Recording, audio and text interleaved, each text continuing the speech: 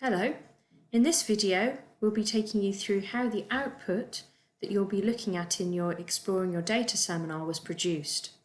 Before I go any further, I just want to remind you of the resources available to you that will take you through how to do this step by step. So when you're on the Blackboard page for PSYC 1431, remember you've got all the online walkthroughs, including the Exploring Your Assumptions walkthrough. You just need to go to Online Walkthroughs. The links to the online walkthroughs here and Exploring Assumptions. The data in which is used in the Exploring Assumptions walkthrough, you can access this here. Remember, if you have a pop-up blocker, as I do on this machine, just remember to click Launch Course again, and then Launch again, and the walkthrough should open. So you should have had a go at this. After you attended the lecture, you should have completed this walkthrough before coming to the seminar to make sure you get the most out of today. So we're going to be looking at things like the normal distribution, we're looking at univariate outliers. This walkthrough will also take you through calculating and using z-scores, which is something we're not looking at in the seminar today, but it's a useful resource to know that you have that to guide you through those steps. This walkthrough also contains advice on reporting your statistics in APA style and interpreting data assumption checking. So remember, you always have this resource to go back to, but today I'm just going to show you the activity that you're working on and how that output was produced. Okay, so in your activity today, you're provided with a scenario around a sample of UK undergraduates, and we have a measure of their positive and negative effect, and that's been measured using the PANAS, this tool here. Now, if you want to learn more about that, you can follow this link. What we're going to be using is some output to answer 5 tasks that have been set. So these are the activities.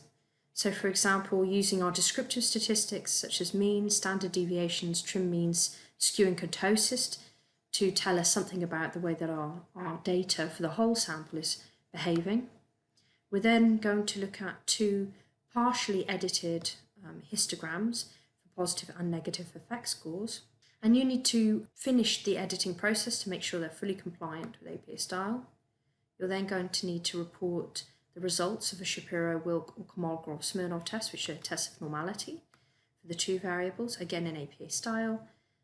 Produce a box plot which has been partially edited. You're going to need to complete that process, make sure it's fully compliant with APA style. And then as task 5, this is where you're going to draw all of that information together, not just to repeat it, but to actually interpret it. What does it tell us? What patterns can you see? And the output that we're going to be using is in this document here.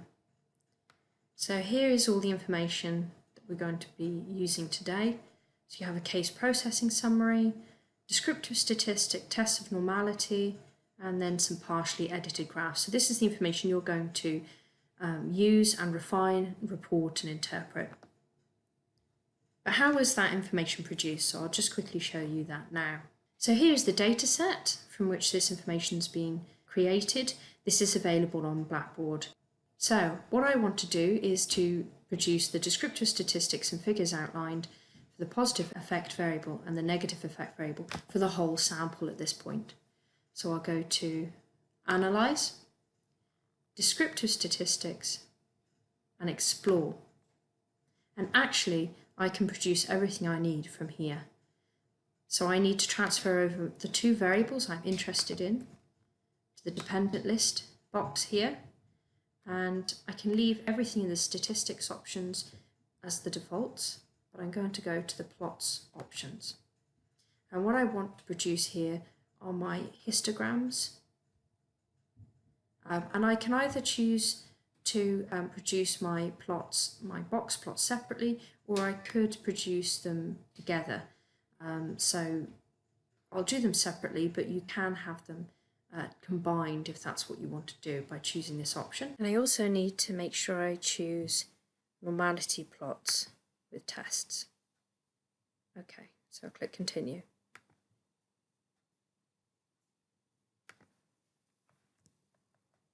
And SPSS will produce this output. To show you how I partially edited the graphs that you see in the Word version of this output. So you double click and it will bring up the chart editor. So I'll make that larger. Now the sorts of things that I want to do, I need to get rid of this label, histogram, because that is an APA style. You don't have a label at the top of your graph in APA style. So I would delete that.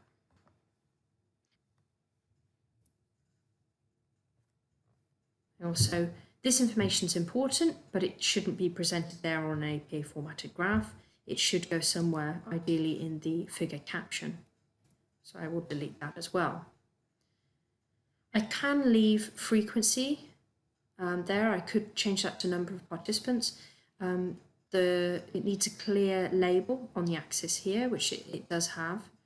But something I also need to get rid of is the border and the background color here. So I will double click again anywhere on the background and it will bring up a properties editor. I need to click on fill, no fill, border, no border, and apply.